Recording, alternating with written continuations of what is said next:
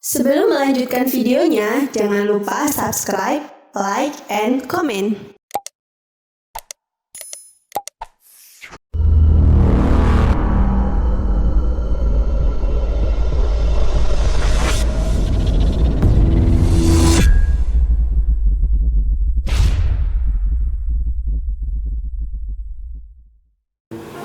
Assalamualaikum warahmatullahi wabarakatuh.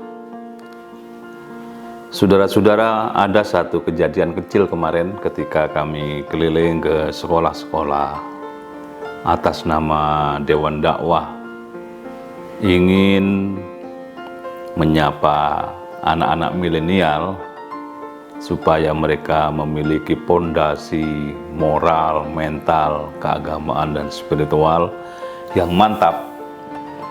Ada pertanyaan begini, bagaimana cara menghadapi rasa malas, mengatasi rasa malas?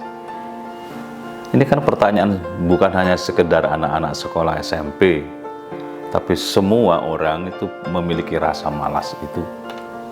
Ini menarik sebenarnya, cuma karena itu hal-hal yang biasa dianggap ya pertanyaan-pertanyaan yang rutin saja, tapi saya melihat ini serius karena semua orang memiliki rasa malas itu.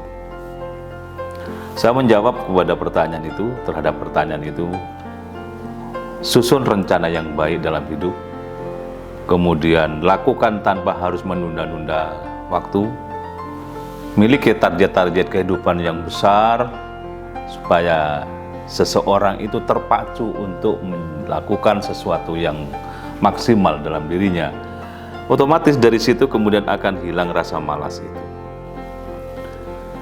Jawaban ini juga umum. Mudah-mudahan semua yang mendengarkan kemarin itu terinspirasi dan kita semua memiliki daya dorong yang kuat untuk terhindar dari rasa malas itu. Sebenarnya saudara-saudara sekalian, ada yang penting untuk kita renungkan. Lihatlah tokoh-tokoh besar di mana saja di seluruh dunia ini, mereka mampu memerangi rasa malas dirinya untuk menjawab berbagai gejolak yang terjadi demi menatap masa depan yang jauh lebih dahsyat lagi, kemudian mereka hadapi dengan penuh kesungguhan. Kata kunci para tokoh sukses itu adalah mereka memerangi rasa malas dengan sungguh-sungguh. Contoh kecil, tapi ini pengaruhnya luar biasa. Ada orang yang namanya Muhammad Darwish, yang kemudian kita kenal dengan Kiai Haji Ahmad Dahlan. Beliau itu kalau secara pribadi bukan berarti tidak punya rasa malas. Ketika mendirikan organisasi, orang masih belum banyak mendukung, bahkan menolaknya. Sebagai seorang diri, buat apa dia harus susah payah mendirikan organisasi besar yang kemudian terakhir ini kita kenal dengan nama Muhammadiyah itu. Bayangkan saudara-saudara sekalian, orang di sekitarnya saja tidak peduli, apalagi masa itu 1912, itu belum ada orang yang tertarik terhadap organisasi, tapi beliau mampu berdiri tegak, mengusir rasa malasnya, dan bekerja keras seorang diri, kemudian mengajak lingkungan, karena seseorang yang punya aura positif, maka lingkungan akan tertarik untuk mengikutinya.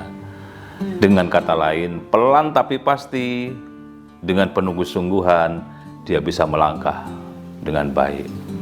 Suatu ketika beliau itu sakit keras, ya sebulan menjelang wafat. Dokter menyarankan berhenti saja beraktivitas, istirahat saja. Beliau berpikir, kalau saya istirahat apa bisa menunda kematian? Kalau saya kemudian berhenti melakukan konsep dan rencana besar ini, bagaimana yang melanjutkan ke depan? Wong dasar-dasar belum selesai.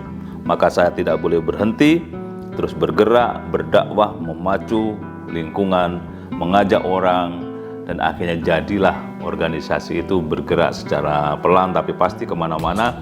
Dan sekarang kita bisa lihat hasilnya, bukan sekedar menasional tapi sudah mendunia. Amal usahanya ribuan dan asetnya sudah ribuan triliun kalau kita lihat dari berbagai data.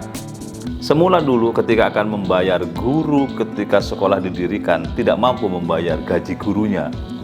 Tapi kemudian sekarang kekayaan atau aset Muhammadiyah itu sudah triliunan. Apa yang bisa kita ambil sebagai pelajaran? Jangan malas. Hidup harus sungguh-sungguh, penuh kesungguhan, serius. Tidak peduli orang mengatakan apa, karena bekerja yang sukses itu bekerja yang tidak atas nama komentar. Bekerja dengan baik, penuh kesungguhan, maka energi positif kita akan menaklukkan rintangan-rintangan yang ada di sekitar kita, dan kita akan menjadi pribadi yang sukses. Itulah dalam agama dianjurkan dengan kata-kata fastabiqul khairat, berlomba-lombalah menjadi orang yang baik, orang yang sukses, berlomba-lomba, jangan malas-malasan, karena orang yang malas akan ditinggal oleh zaman, orang yang sungguh-sungguh akan ditopang oleh keberhasilan itu sendiri. Selamat mencoba saudara-saudara sekalian. Saya yakin, seyakin-yakinnya saudara-saudara sudah punya rencana besar ke depan. Jangan kemudian diperkecil oleh asumsi-asumsi dan mindset kita, tapi besarkan dengan semangat dan konsep besar itu. Terima kasih. Assalamualaikum warahmatullahi wabarakatuh.